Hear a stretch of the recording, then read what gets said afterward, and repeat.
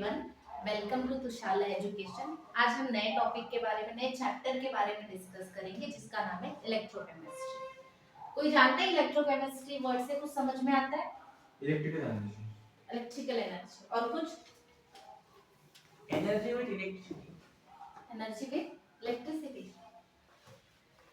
आपको समझ में आ रहा है? दो वर्ड से मिलकर बना हुआ है, एक इलेक्ट्रो और एक केमिस्ट्री। सीधी सी बात है। इलेक्ट्रोकेमिस्ट्री आपके पास में जो दो वर्ड्स होते हैं, पहला वर्ड क्या है? Electro, second chemistry. अभी कुछ समझ में आ रहा है? हाँ, केमिस्ट्री में इलेक्ट्रिसिटी। केमिस्ट्री में इलेक्ट्रिसिटी। देखो यहाँ पे दो वर्ड आते हैं, एक आता है इलेक्ट्रिकल,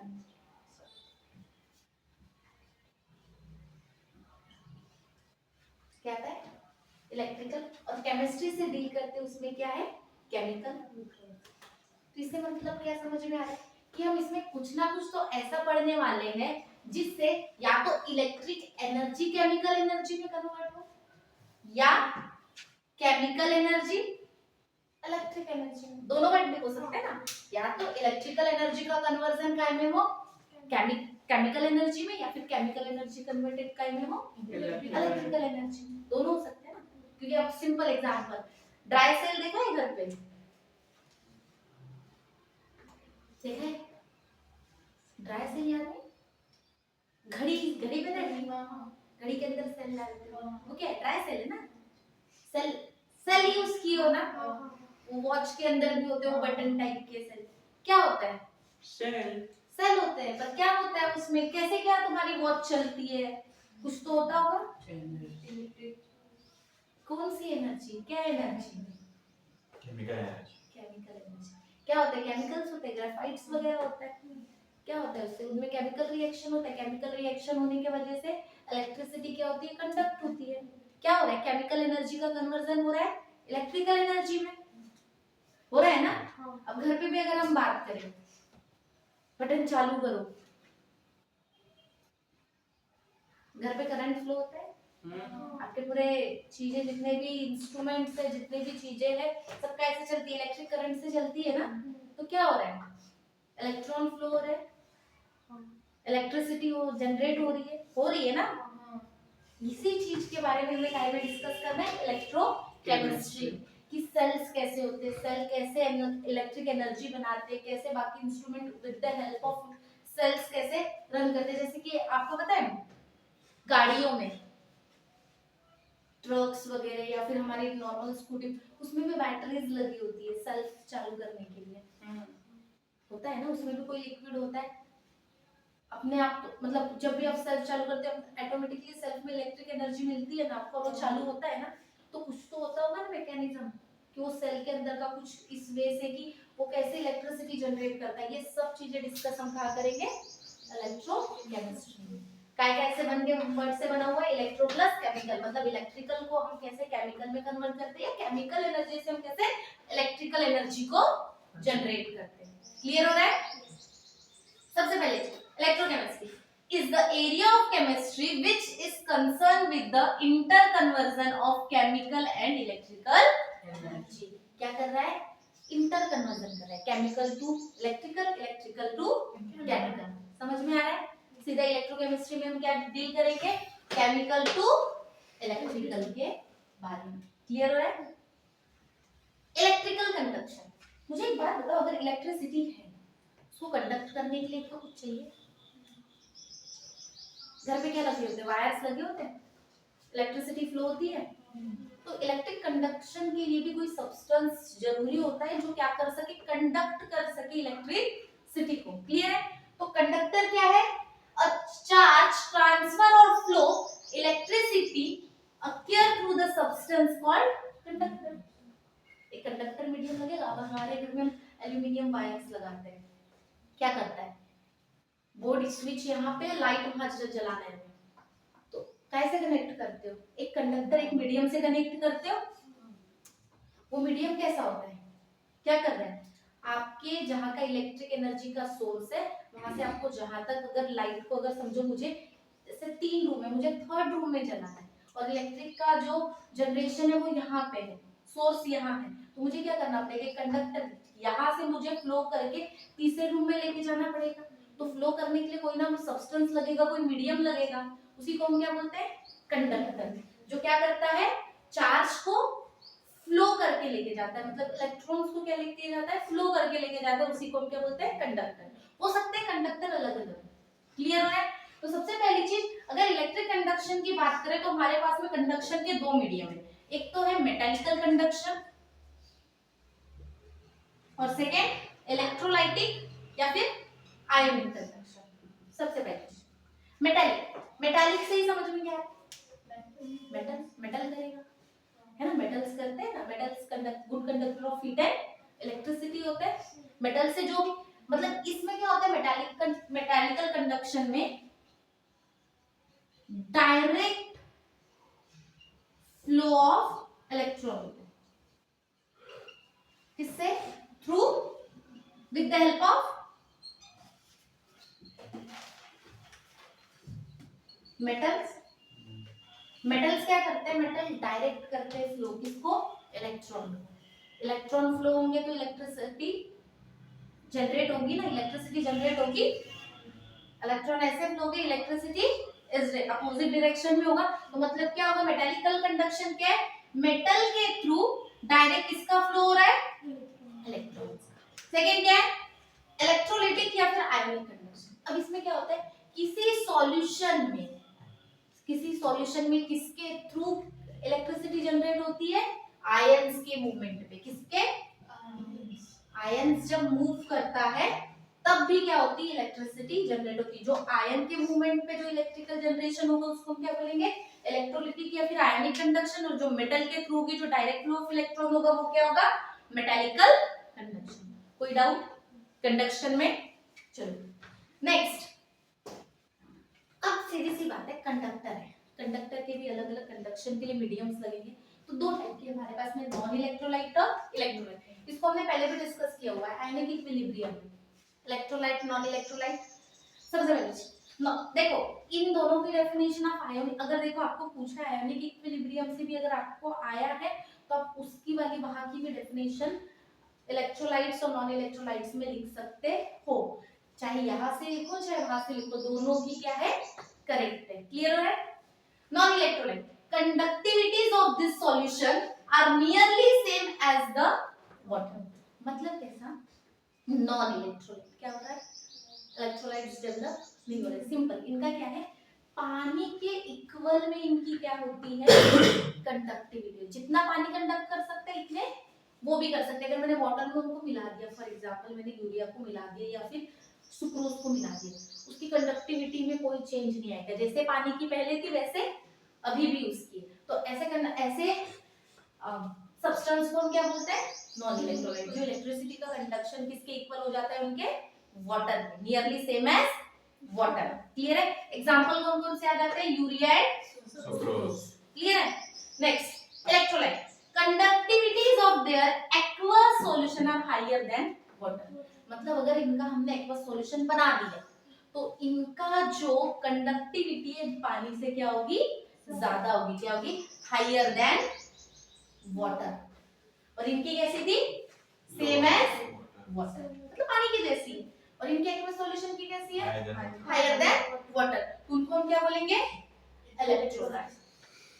इलेक्ट्रोलाइट्स में भी दो कैटेगरीज होती है, strong electrolyte and weak electrolyte. Strong electrolyte क्या थे, जो 100% डिसोसिएट हो जाए, कंप्लीट डिसोसिएट हो जाए, जिनका अल्फा की वैल्यू अगर हम बताएं डिग्री ऑफ डिसोसिएशन कितना था, 100% था, यही था। वीक इलेक्ट्रोलाइट क्या थे, ये कंप्लीटली डिसोसिएट हो सकते हैं क्या, कंप्लीटली आयन में कन्वर्ट हो सकते हैं क्या, नहीं। तो इनको हम क्या बोलते हैं, वीक इलेक्ट्रोलाइट्स। क्लियर है यहाँ तक? कोई डाउट?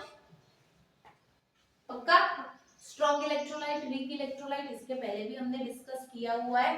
तो हम, आप चाहे तो लास्ट चैप्टर आयोनिक इक्विलिब्रियम से भी उसको रेफर कर सकते हो, उसमें तो आपको ऑलरेडी क्लियरिटी थी स्ट्रॉन्ग इलेक्ट्रोलाइट और वीक इलेक्ट्रोलाइट क्या होता है। अभी नेक्स्ट टॉपिक पे आते हैं, नेक्स्ट टॉपिक पे आते हैं, इलेक्ट्रिकल कंडक्शन। इलेक्ट्रिकल कंडक्ट कैसी होती है, ओम्स लॉ पता है, according to Ohm's law V equals to क्या होता है IR, potential difference equals to current into resistance. यहाँ पे V क्या है पोटेंशियल डिफरेंस, I क्या है इलेक्ट्रिकल करंट और R रेजिस्टेंस। तो R इज इक्वल्स टू क्या हो जाएगा, R यहीं पे रखेंगे, V इधर हो जाएगा तो V by R। Conduction, conduction को हम डिनोट कैसे करते हैं G से, कैसे कैपिटल G से। क्या होता है conduction, it is a reciprocal of resistance. क्या होता है रेजिस्टेंस, जो होता है रेजिस्टेंस का रेशियोपोकल। क्या होता है रेजिस्टेंस,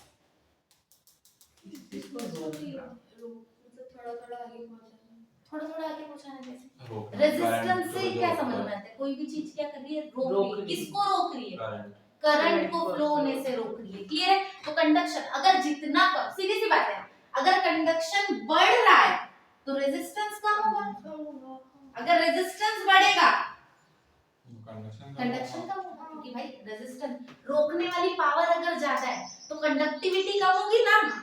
अगर कंडक्टिविटी ज्यादा है तो इट मींस क्या होगा, रेजिस्टेंस जो है वो कैसा है, वो कम है। इसीलिए क्या है कंडक्शन का रेशियोपोकल क्या है रेजिस्टेंस, क्योंकि दोनों कैसे रिवर्स में चलते हैं, अगर ये बढ़ रहा है तो ये कम हो रहा है, मतलब कंडक्शन बढ़ रहा है तो रेजिस्टेंस कम होगा, अगर रेजिस्टेंस बढ़ रहा है तो कंडक्शन कम होगा। तो it is a reciprocal of resistance. So G is equals to 1 upon, नहीं I नहीं है, रेशियोपोकल बोला तो 1 by R, unit of conduction.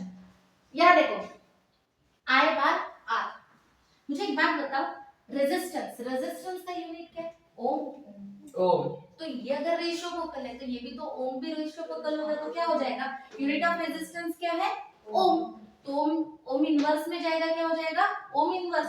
तो G का जो यूनिट है वो क्या हो जाएगा, G is equals to ohm inverse, और ओम इनवर्स को ही हम क्या बोलते हैं siemens, denoted by S, Simon.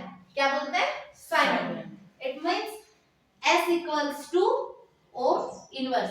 तो G का यूनिट क्या आ सकता है, या तो ओम इनवर्स लिख लो या फिर S साइन, या तो फिर S लिख लो। क्लियर हो रहा है। सिंस अगर मुझे एक बात बताओ,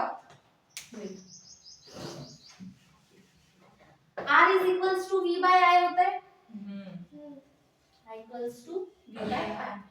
पोटेंशियल डिफरेंस का यूनिट वोल्ट, करंट का एम्पियर।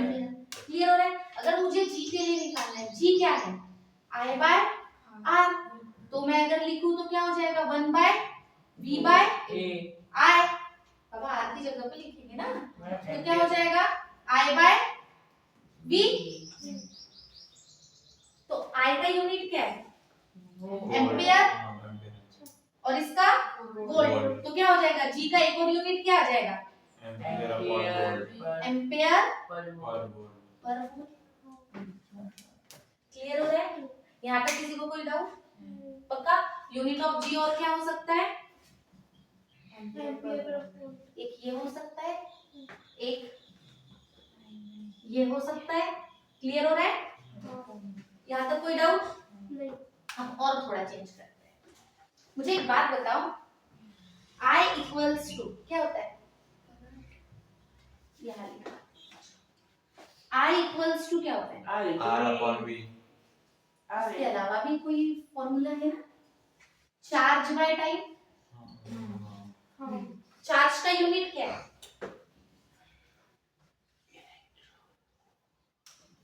उसके अलावा कूलम है, coulomb upon second.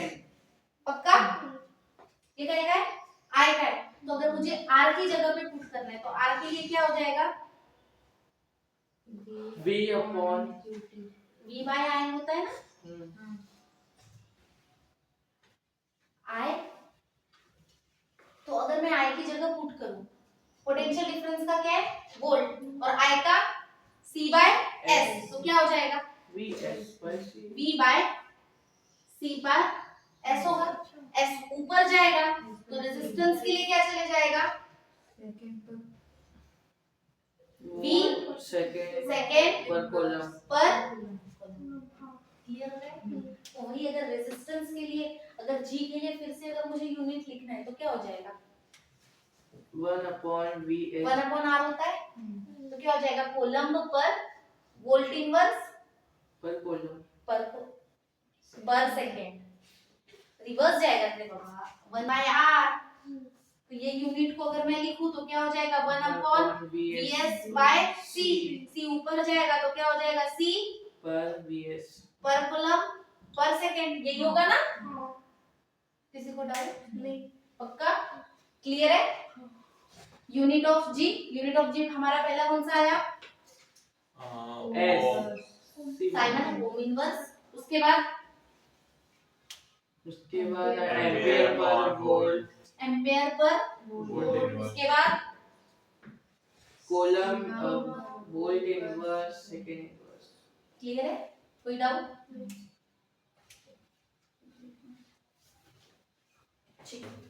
Next topic पे आते हैं, मोलर कंडक्टिविटी।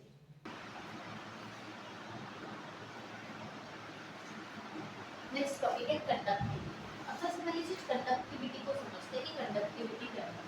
किसी भी कंडक्टर से इलेक्ट्रिक करंट को पास होने के लिए कंडक्ट करना पड़ेगा ना, तो ही कंडक्टिविटी डिपेंड किस पे करती है?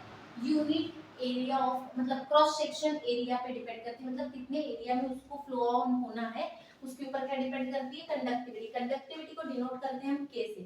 के मतलब कप्पा, के डिनोशन यूनिट है किसका? कंडक्टिविटी का, के फॉर कप्पा। ठीक है, क्या है इलेक्ट्रिकल रेजिस्टेंस? अगर मैं बात करूं इलेक्ट्रिकल रेजिस्टेंस मतलब जो आर होता है, आर क्या होता है? डायरेक्ट प्रोपोर्शनल होता है लेंथ से, मतलब जितना लेंथ रहेगा, लेंथ उसको रोकने के लिए अगर कोई रेजिस्टेंस एक लेंथ पे डिपेंड करेगा ना, लेंथ को रोकेगा। क्लियर है? और इनवर्सली किसके? एरिया पे, कितने एरिया को पूरा कवर करना है। एरिया और लेंथ में तो डिफरेंस पता है ना? ठीक है। यस रेजिस्टेंस इसमें डायरेक्ट प्रोपोर्शनल किसके होता है? लेंथ इनवर्स एरिया एरिया में। तो R directly proportional L by A होगा। अगर मुझे डायरेक्टली प्रोपोर्शनल की साइन हटानी है तो क्या? कांस्टेंट कांस्टेंट का इक्वल्स टू लगाना पड़ेगा। क्लियर है? तो यहाँ पे रो क्या है? ये साइन का की है रो, का की रो। रोना नहीं है, रो ठीक है? रो क्या है? ये प्रोपोर्शनैलिटी कांस्टेंट या फिर रेजिस्टिविटी कांस्टेंट भी हम उसको बोलते हैं। Rho is proportionality constant. तो रो क्या हो जाएगा? R A by L. इसमें कोई डाउट है क्या? तो किसी किसी बात है, रो को इधर रखो, ये ए जाएगा, ये मल्टीप्लाई में इधर जाके डिवाइड होगा। क्लियर है? Next, conductivity of is reciprocal of resistivity. अगर मैं k की बात करूं, k क्या है? 1 बाय रो है, मतलब रेजिस्टिविटी के क्या है? रेशिप्रोकल है। कौन? कंडक्टिविटी। तो क्या हो जाएगा? k is equals to 1 by rho, तो k is equals to 1 upon r a by l, क्योंकि हमारे पास में ये डिनोशन मिल चुका है। क्लियर हो रहा है? तो k is equals to l by r। इसको अगर हम डिफरेंशिएट किए तो 1 by r l by a लिख सकते हैं। ये कुछ याद आ रहा है? जी। इससे पहले पकड़ा है, क्या नाम है? कंडक्शन है। जी इसका यूनिट क्या है? जी का ओम इनवर्स ओम इनवर्स और सीमेंस सीमेन। क्लियर हो रहा है? तो क्या हो जाएगा? यूनिट ऑफ के क्या हो जाएगा यहाँ पे? G into L by A. G का यूनिट ओम इनवर्स, लेंथ कैसी? मीटर में, एरिया मीटर स्क्वायर में।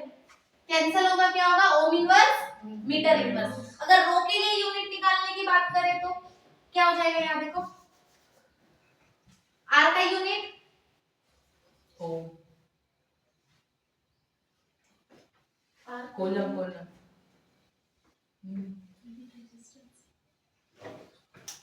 आर क्या है? रेजिस्टेंस है, तो उसका यूनिट क्या है? ओम है ना? तो क्या हो जाएगा? Ohm area metre square by metre, cancel क्या हो जाएगा? ओम मीटर, मतलब रो क्या है? Ohm metre ohm metre. तो सीधी सी बात है, के क्या है? 1 बाय रो, तो इसका यूनिट क्या हो जाएगा? 1 बाय ओम मीटर। जो यूनिट वहां से आ रहा है क्या हो जाएगा? Ohm inverse metre inverse. Clear हो रहा है क्या? कोई डाउट? क्लियर है?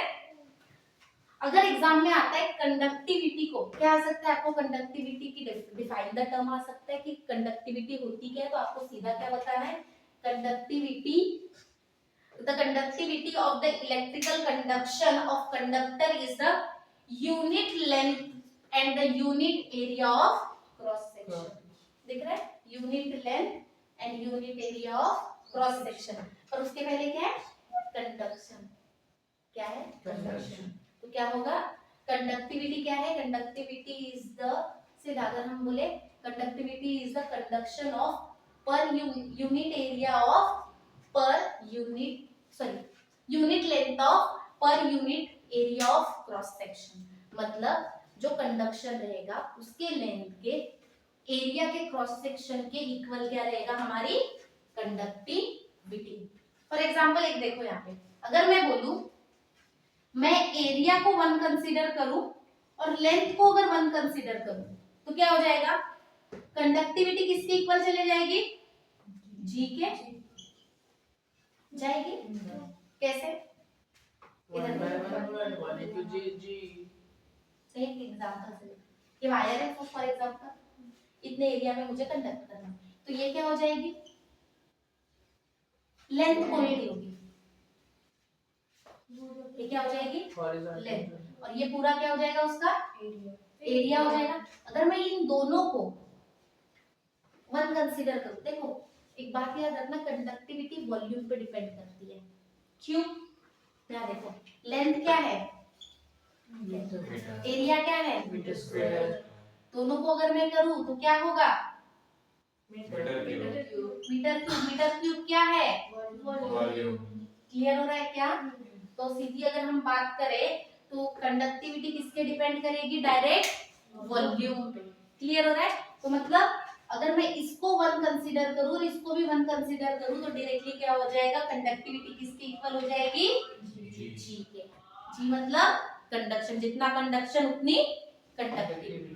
क्लियर है, क्योंकि देखो कंडक्शन होने के लिए इतने एरिया में अगर मुझे कंडक्ट करना है तो उसकी लेंथ और एरिया दोनों पे डिपेंड करेगा। जैसे यहाँ से अगर हमें थर्ड रूम पे अगर इलेक्ट्रिसिटी लेके जाना है तो क्या करना पड़ेगा, लेंथ कितनी है, एरिया कितना कवर किया है, उस हिसाब से कंडक्शन होगा ना।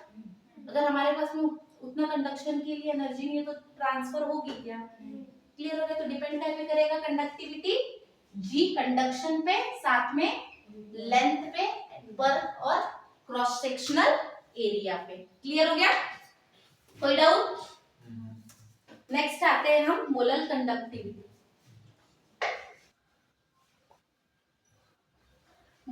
नेक्स्ट टॉपिक है मोलर कंडक्टिविटी। मोलर से क्या समझ में आता है, कंसंट्रेशन, कंसंट्रेशन समझ में आता है ना। मोलर कंडक्टिविटी क्या होगी, 1 मोल के लिए। कंडक्टिविटी सबके लिए, पर मोलर कंडक्टिविटी की जब भी हम बात करेंगे तब भी किसके लिए रहेगी, 1 मोल के लिए। ठीक है, क्या है, molar conductivity of an electrolytic solution is electrolytic conductivity के डिवाइडेड बाय मोलर कंसंट्रेशन। मतलब क्या होगा, मोलर कंडक्टिविटी को हम डिनोट कैसे करते हैं, साइन दिख रही है, पाई लैम्बडा की साइन में हुआ, लैम्बडा की साइन में। ठीक है, डिनोट करेंगे lambda is equals to k by c, मतलब ratio of molar conductivity of solution upon concentration of solution. सीधा हम और क्या बोल सकते हैं, अगर हमें मोलर कंडक्टिविटी को डिफाइन करना है तो molar conductivity is defined as the ratio of molar conductivity of solution divided by concentration of solution. Clear हो रहा है क्या, मतलब ये क्या है, मोलर कंडक्टिविटी, ये मोलर सॉरी ये क्या है, कप्पा कंडक्टिविटी है। सी के को क्या किससे डिनोट करते हैं, कंडक्टिविटी अपॉन सी क्या है, कंसंट्रेशन ऑफ सॉल्यूशन। कंसंट्रेशन है सॉल्यूशन का। तो हम क्या बोल सकते हैं, molar conductivity is defined as the ratio of conductivity of solution to concentration of solution.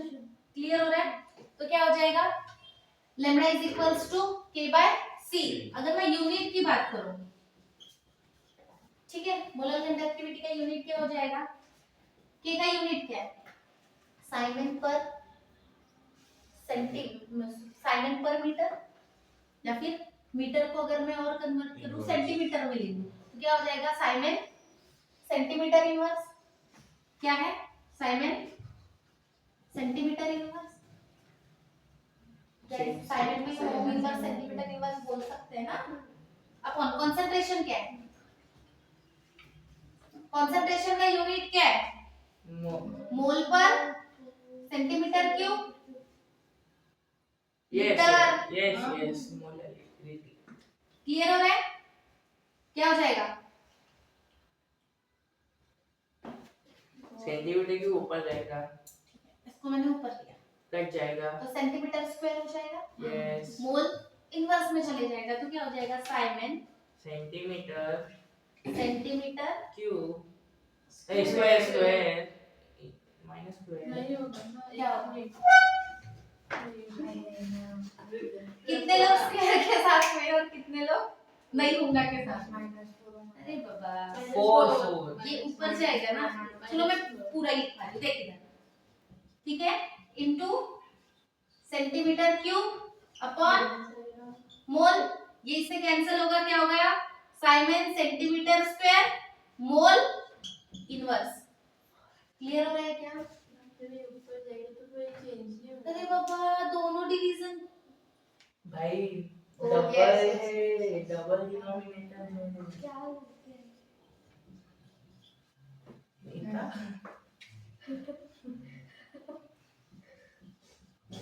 ऐसे ही लिखते हो? Yes. मैंने भी वही लिखा है। मैं तो वैसे ही लिखता हूँ. क्लियर है? साइन में से कुछ चेंज आया नहीं हुआ ना?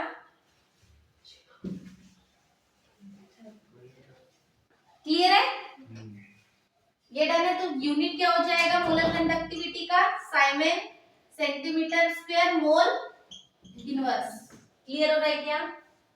किसी को कोई डाउट? क्या है?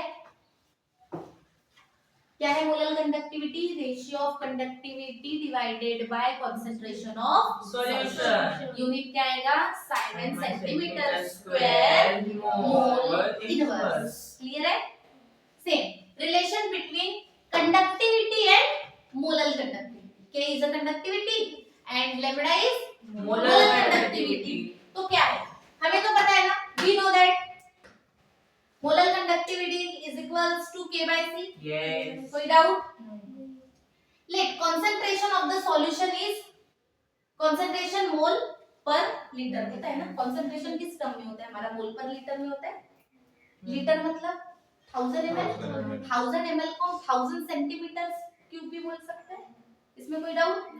किसी को? ये देखो, अगर ये कंसंट्रेशन है 1 litre is equals to 1000 ml। ml कैसे कौन सी के सीजीएस हम जिसको हम सेंटीमीटर क्यूब भी बोल सकते हैं। क्लियर है? तो क्या आ जाएगा? मैम तो वो तो C के जगह मोल पर लीटर लिए, तो फिर C कैसे लिखेंगे?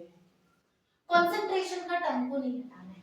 सी जो कंसंट्रेशन टर्म है उसको वैसे ही रखना है। सी के जगह नहीं, सी कंसंट्रेशन ही है।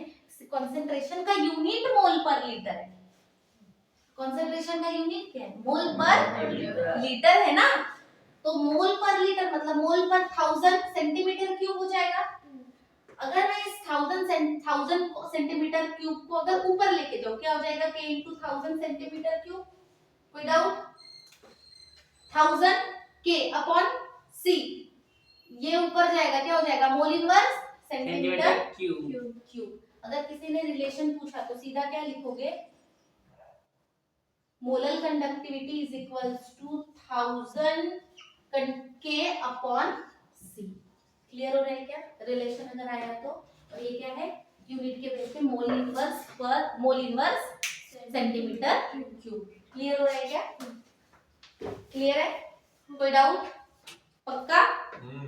ठीक है।